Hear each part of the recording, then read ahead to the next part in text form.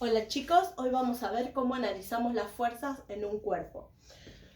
Un cuerpo puede tener distintas fuerzas que se ejercen sobre él para que éste se mueva, ¿sí? Nosotros ya vimos cómo son las fuerzas que pueden ser positivas y que pueden ser negativas, y cómo son las fuerzas que afectan a todos los cuerpos, ¿sí? Pero cada cuerpo tiene diferentes situaciones en las cuales puede haber una o más fuerzas a favor o en sentido contrario. Lo importante es saber comprender y saber entender el ejercicio, ¿sí? Lo primero que vamos a hacer es identificar el cuerpo. Nosotros podemos dibujar el cuerpo que nos esté diciendo, que puede ser un auto, una bicicleta, una biblioteca, una caja, o podemos representarlo de alguna forma.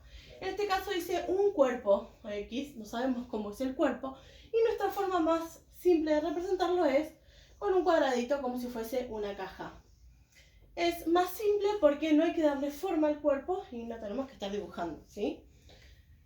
Dice, un cuerpo posee una fuerza a favor del movimiento. Nosotros sabemos que lo primero que tenemos que hacer para identificar es el sentido del movimiento. Si el sentido del movimiento es para allá, la fuerza es para allá.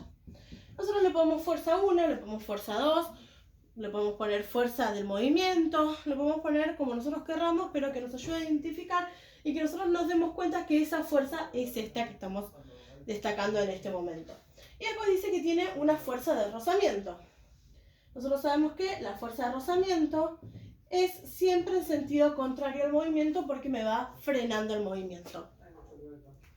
Por último, hay dos fuerzas que no podemos dejar de colocarlas, a pesar de que no me afectan en el movimiento, que nosotros ya las hemos nombrado en el Zoom al menos y en el trabajo anterior, que es una fuerza hacia arriba que se llama normal y una fuerza hacia abajo que se llama peso. Esas fuerzas no nos afectan al movimiento y están en todos los cuerpos. En todos los cuerpos está la normal y el peso. No nos afectan al movimiento. Otra de las cosas que tenemos que hacer es la sumatoria de fuerzas. La sumatoria de fuerzas se abrevia de esta forma, con esta M en forma vertical y la F de fuerzas. La sumatoria de fuerzas nos va a explicar justamente cómo afectan estas fuerzas a este cuerpo. Y vamos a tener en cuenta cuáles de estas fuerzas son positivas y cuáles son negativas. Las que vayan a favor del movimiento van a ser positivas y las que vayan en sentido contrario van a ser negativas. Por lo tanto, esta fuerza 1 es positiva, F1, menos esta fuerza que es negativa, F de rozamiento. ¿Sí? Fíjense que en este caso yo no puse ni la normal ni el peso porque quedamos en claro en que si bien están en todos los cuerpos y las tenemos que poner, no nos afectan el movimiento, ¿sí? Vamos a ver el siguiente ejemplo.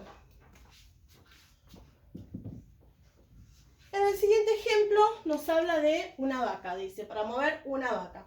Nosotros, en este caso, al menos yo no vamos a dibujar la vaca. Vamos a representar la vaca como si fuese un cuadrado. Esta sería nuestra vaca. Vamos a poner acá vaca, para saber que estamos hablando de la vaca, ¿sí?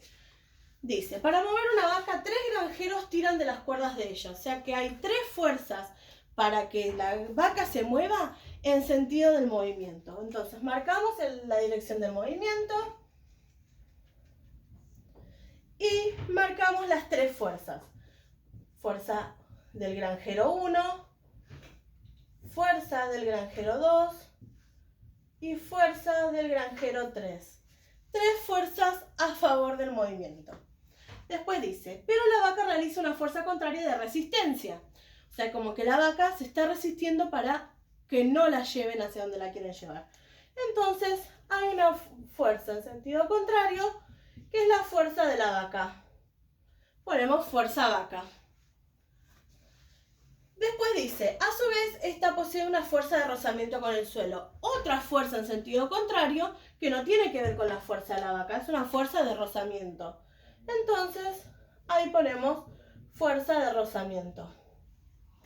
Por último, no nos tenemos que olvidar de poner la normal y el peso, ¿sí? Que volvemos a decir, lo vuelvo a recalcar. No nos afecta en el movimiento, pero tiene que estar en el diagrama de cuerpo libre, ¿sí? Estos, tanto este como este, se llaman, como ya lo habíamos dicho, diagrama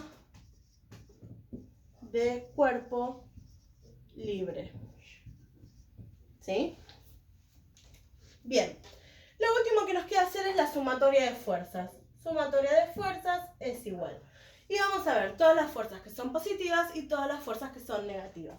Entonces tenemos la fuerza del granjero 1 más la fuerza del granjero 2 más la fuerza del granjero 3. Todas esas son positivas porque ambas van en sentido del movimiento. Pero acá tenemos dos fuerzas negativas. Menos la fuerza de la vaca menos la fuerza de rozamiento. ¿Por qué? Porque estas dos fuerzas son en sentido contrario. Ahí ya tenemos el diagrama de cuerpo libre y el análisis de la sumatoria de fuerzas. Esto es todo lo que tienen que hacer para analizar las fuerzas y poder realizar su diagrama de cuerpo libre. Hasta acá vamos a llegar con este trabajo. Cualquier duda me consultan.